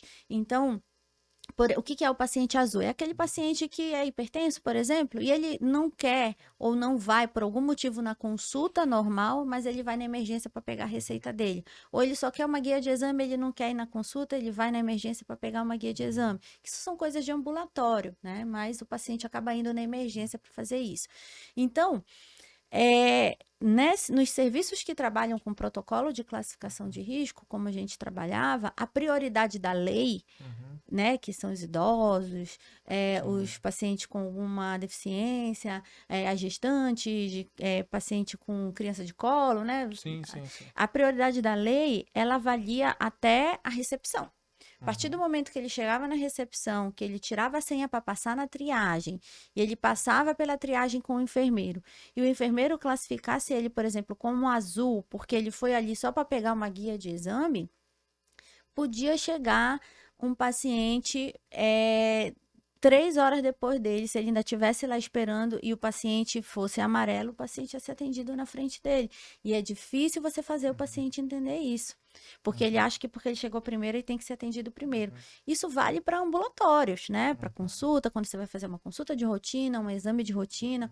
Mas quando você está falando de um serviço de pronto atendimento, você precisa trabalhar com classificação de risco, porque senão você vai deixar de atender alguém que está mais grave, muitas vezes para atender alguém que era para estar lá no ambulatório, lá na consulta e está ali na emergência sobrecarregando a emergência.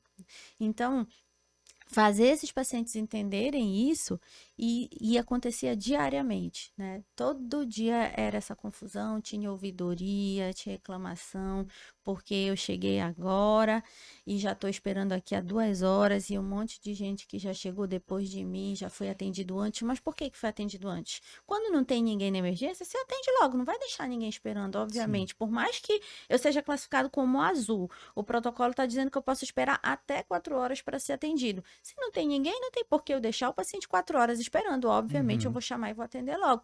Mas não é a realidade das emergências, né? Muitas vezes as emergências tem gente doente, né? Realmente que está ali precisando de algum cuidado imediato. E essas pessoas que estão precisando desse cuidado imediato, elas vão passar na frente dessas outras que são ambulatoriais. E aí o paciente se revolta. Já teve paciente de quebrar cadeira, né? De ameaçar de morte, de ameaçar bater.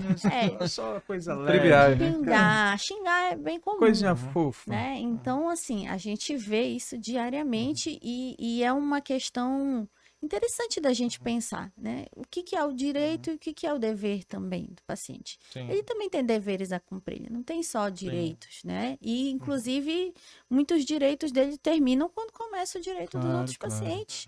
Todo mundo ali tá ali por algum motivo, É. né? Tem a galera do atestado, né? Que vai na emergência porque quer um atestado, porque hoje eu não acordei, não estava me sentindo bem, passou o dia inteiro, vai à noite na emergência para pegar um atestado. Foi diagnosticado com preguiça. Tem Preguicite também. aguda.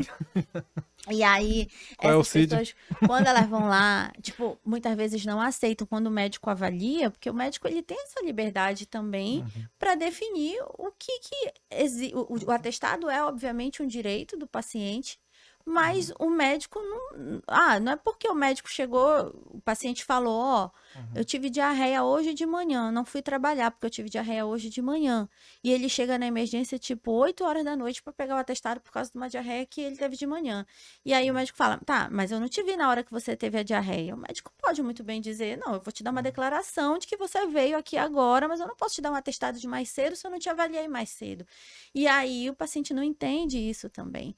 Então tem uma parte que é um direito do médico também, até onde vai essa autonomia do médico, a Sim, liberdade dele, sim. até onde vai Perfeito. o direito E do tem paciente. que ter todo o cuidado, inclusive, essa questão é muito importante, porque se o médico não cumprir o dever, porque, inclusive isso é previsto como crime, né? Então o atestado médico falso, ele é crime, inclusive, não é Isso. qualquer coisinha, E o entendeu? erro médico? O erro médico, dependendo de como É ele se crime? operar, não, depende, Às né? vezes é um acidente, é um... Depende de Depende. como À vista, à luz da lei, assim, da... Não, isso tem vários desdobramentos, né? Realmente, porque tem que verificar, né, quais foram as consequências, né? Quais foram os danos efetivos. Às vezes não tem danos significativos, tem erros que não tem. Quer falar alguma coisa? É o que assim, Imagino como a que... gente começou lá, né, Sim. falando sobre a questão da segurança do paciente. Não existe isenção de risco, não existe um serviço que seja 100% seguro. Isso é uma utopia. É uma utopia, Então, estamos sim. no mundo material, qualquer coisa pode dar errado. Não existe um serviço 100% seguro, as falhas elas vão acontecer.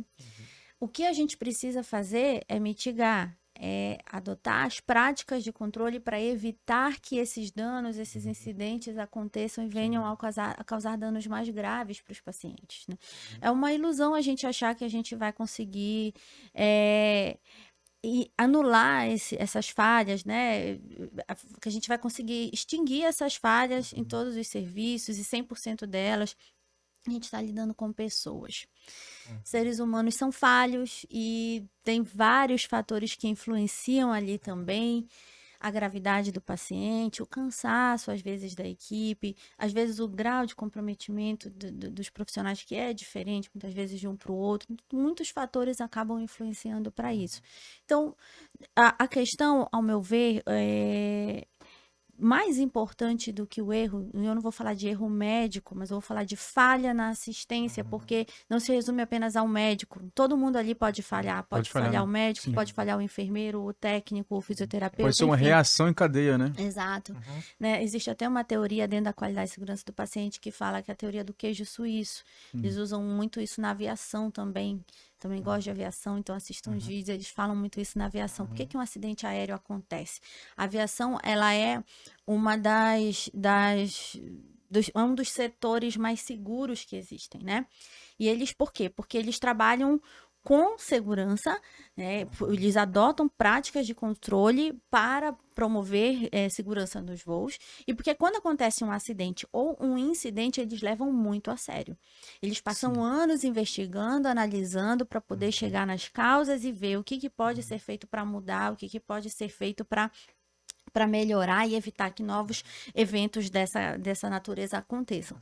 A saúde, ela se inspira muito na aviação por isso, nesse sentido, né? Ela tenta seguir por essa linha de analisar o que aconteceu, buscar todas as possíveis causas e você vê o que poderia ter sido feito diferente, o que a gente pode adotar como uma nova prática para evitar que se repita. Então, a teoria do queijo suíço, que é usada na aviação e é usada na área da saúde também, ela fala exatamente isso. Assim como um acidente ou um incidente aéreo, ele não acontece por um motivo só, geralmente são vários fatores que vão se seguindo e é como se você pegasse um alfinete, não, um alfinete é muito pequeno, mas sei lá, alguma varinha, alguma coisa, e atravessasse vários furinhos do queijo suíço. Eles vão se alinhando, você ultrapassou a primeira barreira, ultrapassou a segunda, ultrapassou a terceira. Então, várias barreiras que você tinha foram falhando para aquele incidente acontecer. Da mesma forma acontece na aviação, acontece na saúde também. Geralmente um incidente, ele não acontece por um motivo apenas, né? Um erro não é apenas do médico, na grande maioria das vezes. É uma falha geral, né? Por isso que a gente não fala geralmente na saúde, muitas vezes em incriminar, não é incriminar, mas não é em culpar, melhor a palavra mais adequada é culpar. A gente, quando trabalha com segurança do paciente, a gente não fala em culpar pessoas, mas sim em encontrar falhas nos processos, porque tudo dentro de um serviço de saúde acontece baseado em processos. A consulta tem um processo totalmente desenhado desde o momento que o paciente faz o agendamento até o momento que ele sai do serviço. Ele não é uma pessoa, né? Quase um processo industrial, né? Exatamente, é Até isso porque mesmo. se o cliente, por exemplo, te passa uma informação errada, o médico, obviamente, isso vai refletir no diagnóstico, Se por torna um exemplo. prontuário, várias pessoas pegam, vários médicos, Exatamente. enfermeiros, etc. Exato. Então, quando você fala, a falha ali pode ser de vários setores, de várias pessoas, só que a gente evita falar falha de pessoas, porque não é aquela pessoa que está falhando, é o processo que está falhando. O processo daquela atividade ali, ele não está implementado de maneira adequada, ele não está bem difundido entre a equipe, por isso está acontecendo uma falha. Então, obviamente, tem pessoas que já falham demais, que são as pessoas que não são comprometidas, e essas pessoas, obviamente, você não tem muita alternativa assim com elas, né? Às vezes você investe nela, porque uma coisa que é muito desafiadora na gestão é a gestão de pessoas. Eu acho que é a coisa mais difícil da gente fazer, porque trabalhar com pessoas é difícil. Cada pessoa tem o seu comportamento. E eu sempre costumo falar que o conhecimento técnico você muda, o comportamento não. Então, você pode... Eu preferia contratar, às vezes, uma pessoa que não tinha um conhecimento técnico tão grande naquilo, mas que era uma pessoa comprometida, uma pessoa dedicada, porque eu sabia que o conhecimento técnico ela podia adquirir, do que uma que, às vezes, era muito boa tecnicamente, tinha um currículo excelente, exemplar, mas o comportamento já não era... Já não se relacionava bem com a equipe, não se relacionava bem com os pacientes, porque esse comportamento é mais difícil de mudar, né? Então, quando a gente fala de você promover a segurança, a gente está falando justamente disso, de desenhar esses processos todos, né? O processo dentro do centro cirúrgico, como é que acontece? Como é que acontece o processo no meu paciente que vai ser atendido no ambulatório? Como é que acontece o processo dentro da unidade de internação? Cada setor do hospital, ele tem o seu processo. O processo envolve todas as etapas do atendimento da jornada do paciente, né? Desde o momento em que ele entra até o momento que ele sai do hospital. E aí você precisa garantir uma assistência segura, e você só vai conseguir garantir isso se toda a sua equipe tiver com esses processos bem alinhados, né? Quando você tem uma falha, quando você tem um evento, geralmente não foi só uma falha que aconteceu. Foram várias falhas nesse processo que foram se seguindo, vários elos da corrente da segurança que foram se quebrando para que você no final chegasse naquele evento, né? E justamente você trabalhar com notificação desses eventos é importante, porque quando essa notificação chega até você e você toma conhecimento daquilo, você vai estudar aquele incidente, você vai analisar com calma e ouvir todas as pessoas que estavam envolvidas naquele incidente, para que você consiga identificar quais foram as causas, né? A causa raiz ou as causas, né, que levaram aquele incidente, onde foi que aconteceram as falhas e o que a gente pode fazer como plano de ação, quais são as ações que a gente pode propor para que aquilo não se repita. Então, o erro, né, a falha na assistência, ela é complexa por isso. Tem coisas realmente que juridicamente, legalmente, são criminais, né? São crimes mesmo. Às vezes você deixar de prestar uma assistência para o paciente, a negligência, a imprudência, a imperícia que fala no Código de Ética Médica e que é culpa, né, que a gente chama no direito, mas nem sempre nem sempre a mesma palavra é sinônima em campos. No caso de, assim, fazer uma pergunta para ambos, de um erro que talvez não seja o médico, talvez não seja no processo, quem é o responsável? O que se judicializa? Entendi, é o processo, perfeito. porque é impessoal isso, certo? Você tem, às vezes, falhas de pessoas, né? E você tem, às vezes, as falhas ali dentro da instituição. Aí o Rafa vai, talvez, falar juridicamente melhor do que eu. Perfeito. É que, muitas vezes, por exemplo, quando acontecem processos, né, médicos, processos de assistência, geralmente as pessoas processam o hospital e processam o profissional que foi diretamente envolvido naquilo ali, né? Isso, uma coisa é a falha, digamos assim, né, do ponto de vista legal, e outra coisa é você ter a falha como uma ferramenta interna para que você possa melhorar o seu serviço, né? Existe falhas mesmo nos melhores hospitais. O Albert Einstein, ele é conhecido por ter um prêmio, eu esqueci o nome da menina agora. Teve uma menina que no Albert Einstein uma vez foi atendida e foi um erro médico com ela, ela acabou falecendo. E é isso que eu acho que faz toda a diferença num serviço, né? Porque falhas vão existir. A diferença vai estar numa instituição que é comprometida, uma instituição que é séria para as outras, é em você ser honesto e você assumir aquilo ali. Porque as falhas vão acontecer. Só que é tão difícil você admitir que você errou, tão difícil você assumir uma falha, difícil para a instituição, difícil para o profissional. Muitas vezes a gente vai ficar arrumando desculpa e se justificando, quando muitas vezes a única coisa que o paciente ou a família queria era um pedido de desculpas. E a honestidade de você chegar e falar assim, olha, eu errei, me desculpa. Nosso mestre dizia que a melhor desculpa é a verdade. Exatamente. Né? Quando eu estava fazendo minha pós de qualidade e segurança do paciente, falava muito sobre isso, né? Eles falavam muito assim, os pacientes, eles querem isso, as famílias, elas querem isso. Elas não querem, na grande maioria das vezes, não é uma reparação financeira. O que elas querem é apenas a humildade, a honestidade de você assumir o seu erro, de você pedir desculpas e a garantia de que aquilo não vai se repetir com outra pessoa. A grande maioria das pessoas não é oportunista e quer se aproveitar daquela situação para ganhar dinheiro. Tem gente que quer, né? Mas a grande maioria não é. Se fizer isso, ainda pode diminuir, não.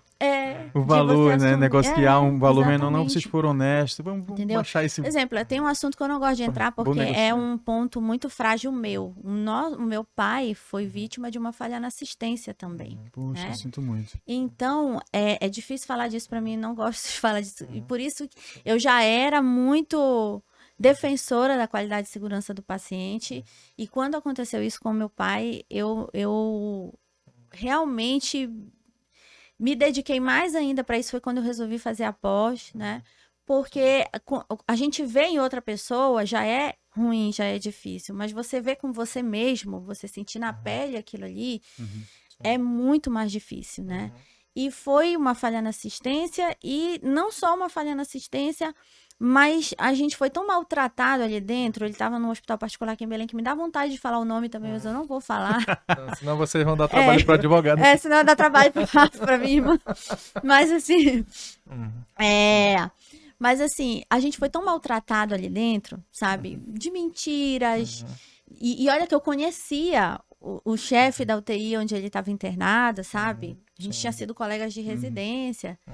E entreguei. Eu falei, quando meu pai teve um AVC, minha mãe me ligou, para onde eu levo teu pai? Eu falei, leva lá para tal lugar. Porque era o lugar que eu realmente mais confiava aqui. E a minha decepção foi tão grande, porque mentiram em tantas coisas, omitiram tantas coisas. Por exemplo, eu tô te dizendo que teve uma falha na assistência do meu pai, porque eu fui olhar o prontuário do meu pai e nunca ninguém me falou. E se eu fosse uma leiga, eu nunca ia saber. Eu só sei porque eu sou médica. Eu peguei o prontuário dele, eu vi como é que um paciente que está em programação de intubação, ele estava entubado e estava bem, evoluindo bem, estava estável, num dia, à noite, falece. Falei, não, aconteceu alguma coisa. Aconteceu alguma coisa, não sei o que foi, eu vou ver. Ninguém falou, a única coisa que a médica disse foi que Ele tinha falecido e ninguém sabia o que tinha acontecido. Eu pedi o prontuário dele, eu revirei o prontuário dele de cabeça para baixo, para eu poder descobrir. E aí eu consegui entender o que tinha acontecido.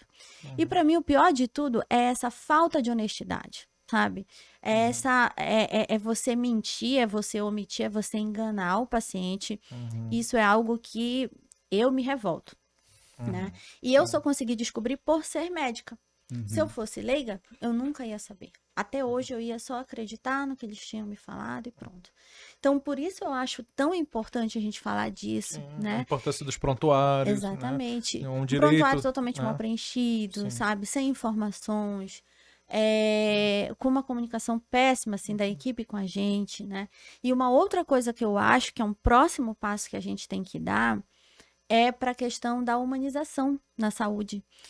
Do mesmo jeito que há anos atrás a segurança do paciente era um embrião ainda, né? Ainda era algo muito rudimentar, muito incipiente, algo muito novo.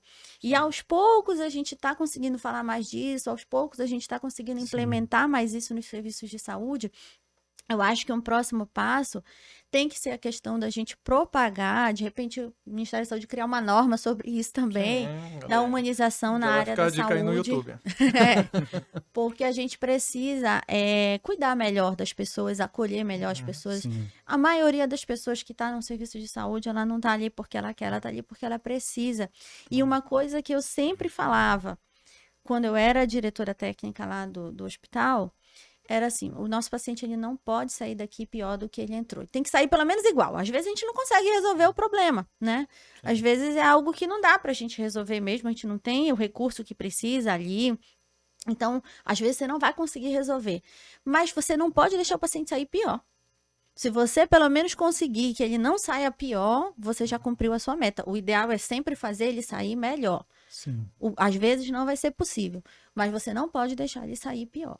Então a gente tem que trabalhar para isso e fazer com que ele não saia pior envolve também você acolhê-lo bem, você tratá-lo com empatia, você ser humano com ele, você cuidar bem. Por exemplo, meu pai, quando faleceu, eu desci com o corpo do meu pai no elevador com os dois maqueiros fazendo piada, dando gargalhada do meu lado no elevador, dei uma escroteada nos dois, fiz uma ouvidoria de 5 páginas pro hospital, me responderam igual a cara deles, entendeu?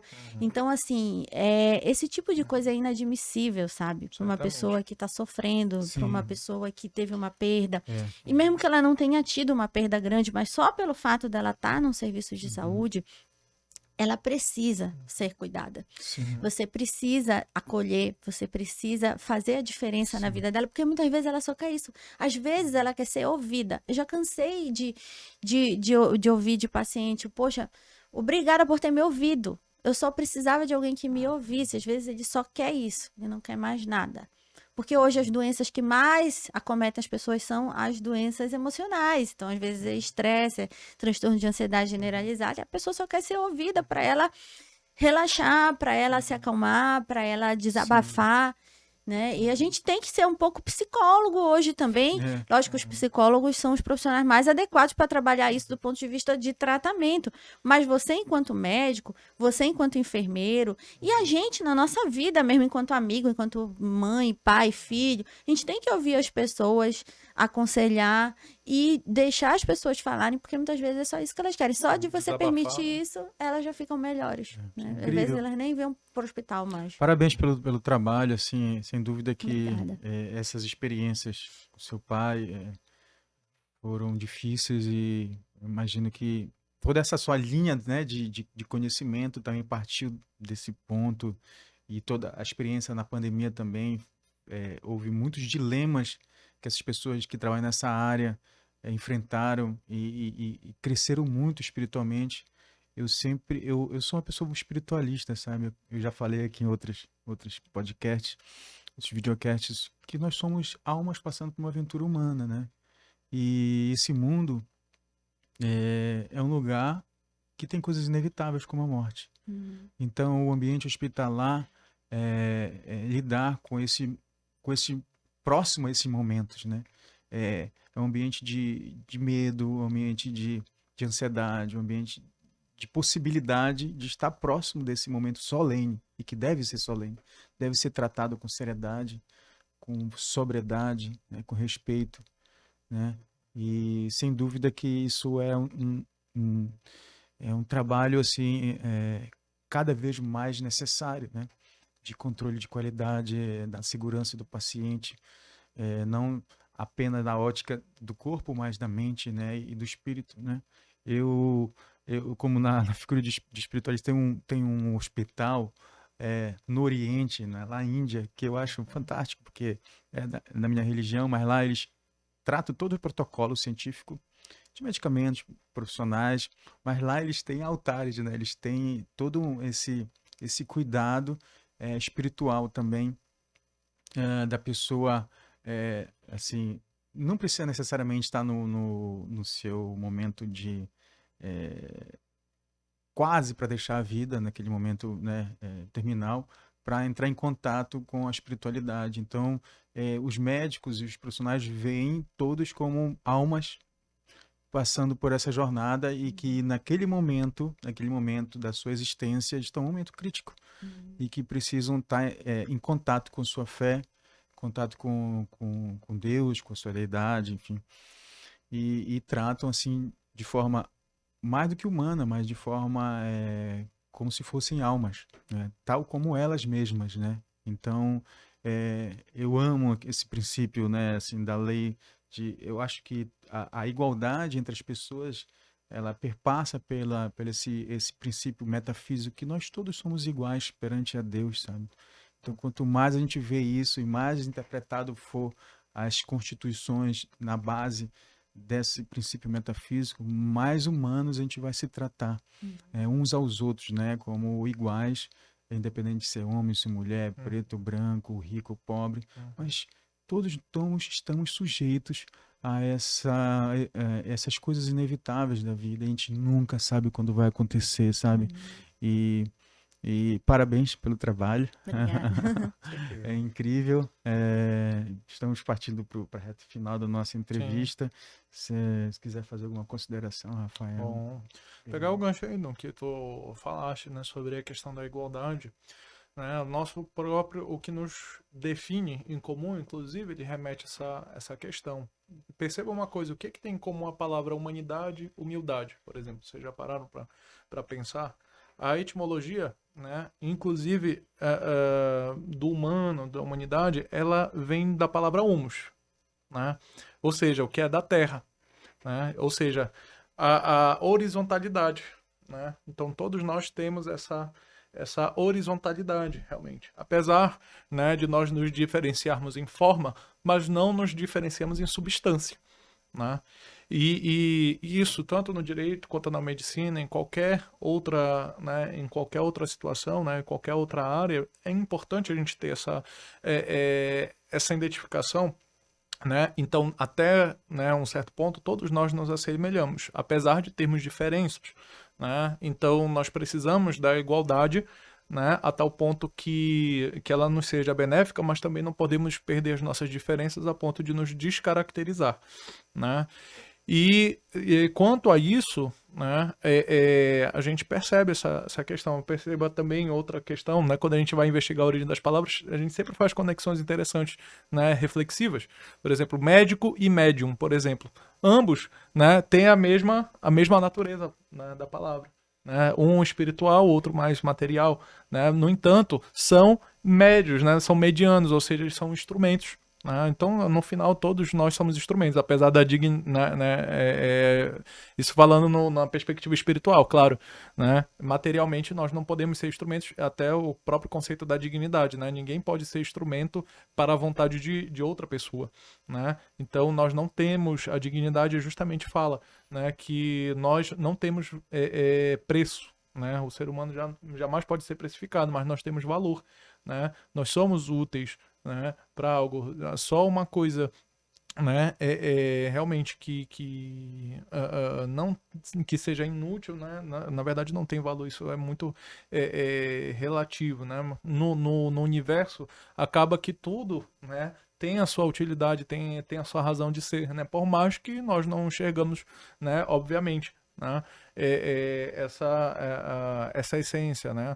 Então, nesse quesito, né, a gente tem essa conexão. É importante a gente ver que tudo, na verdade, tem uma unicidade, né? Não é à toa, por mais coisas que sejam diferentes, a medicina é diferente do direito, o direito é diferente da publicidade, né? Mas, no fundo, se nós formos pegar os pensadores anteriores, não se tinha distinção entre conhecimentos, isso é algo muito recente, Perfeito. né? Então, quando você pensava, você ama o saber, né? Você descobre que, na verdade, a gente só precisa, né, separar, né, esses conhecimentos, essas áreas, por conta, né, de uma didática, de uma facilitação de aprendizagem. Não necessariamente porque ninguém pode pensar em algo, como a Mirley muito bem falou, porque o paciente, né, não pode colaborar na sua recuperação, não pode opinar, né? Então, mesmo que ela não tenha o conhecimento técnico, mas todos nós temos bom senso e capacidade de discernir, né? Todos nós, né, temos essa capacidade de contemplar, de observar, né? Temos essa questão, olha, a palavra técnica, inclusive, né? Olha, mais uma situação, sabe de onde vem a palavra técnica do grego? E significa arte, né? E arte, por sua vez, né, do latim vem de observar. Então, quando você observa, né, você pode adquirir essa arte. Tanto é que a arte você pode usar em outras conotações, né? Não é só você pintar um quadro, não. Você tem a arte, né, do saber, a arte de você pode colocar em outros sentidos, né? Que vê como se encaixa interessante, né? Sim. Como se Eu encaixa. ouvi uma definição sobre yoga, por exemplo. Yoga é a arte de viver. Sim. Primeiro conceito do direito, sabia que era arte? É a arte do bom e do justo. É a arte de ser bom e justo.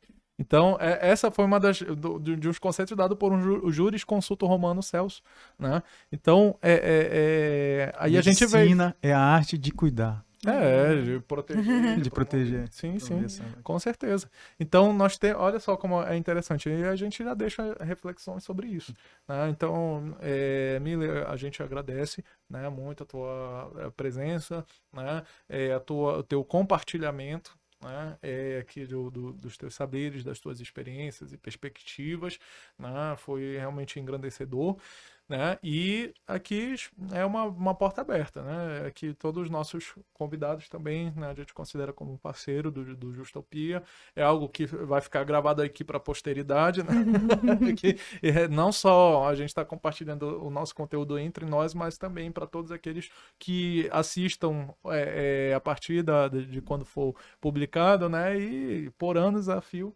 né? Vai estar aí lançado. Gostaria de fazer só uma última pergunta, na verdade, é mais sobre o conceito de distopia, né? Se o mundo fosse, se a justiça fosse uma utopia, né?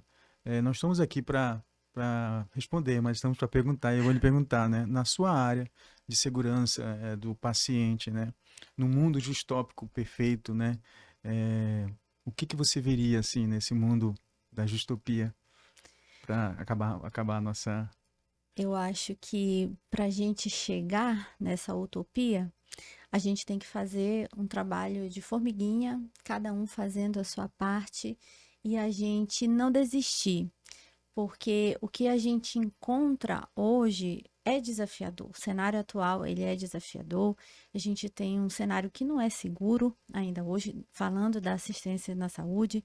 A gente tem um cenário em que muitas pessoas ainda são vítimas de danos que são evitáveis, poderiam não ter acontecido, muitas vezes se medidas pequenas, se coisas simples poderiam ter resolvido, e que ainda assim, pelo fato de a gente não ter essa cultura de segurança disseminada, a gente acaba falhando em pequenos processos, em pequenas etapas e tendo esses desfechos que a gente não gostaria.